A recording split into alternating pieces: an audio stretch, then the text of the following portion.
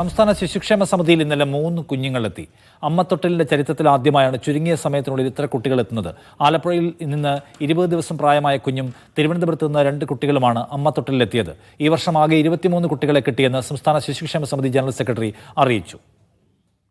അമ്മത്തൊട്ടിലിന്റെ ചരിത്രത്തിൽ ആദ്യമായിട്ടാണ് ഒരു ദിവസം ഇത്ര ചുരുങ്ങിയ സമയത്തിനുള്ളിൽ 3 കുട്ടികൾ സമിതിയുടെ പരിചരണയിലേക്ക് എത്തിച്ചേരുന്നത്. ഈ വർഷം ഇതുവരെയായി 23 കുട്ടികളാണ് വിവിധ ഇടങ്ങളിൽ സ്ഥാപിച്ചിട്ടുള്ള അമ്മത്തൊട്ടിൽ മുഖാന്തരം ശിശുക്ഷേമ സമിതിയുടെ പരിചരണയിലേക്ക് എത്തിച്ചേർന്നിട്ടുള്ളത്.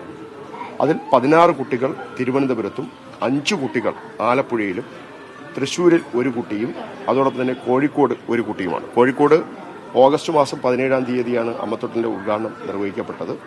അവിടെയാണ് 1 കുട്ടി എത്തിച്ചേർന്നത്.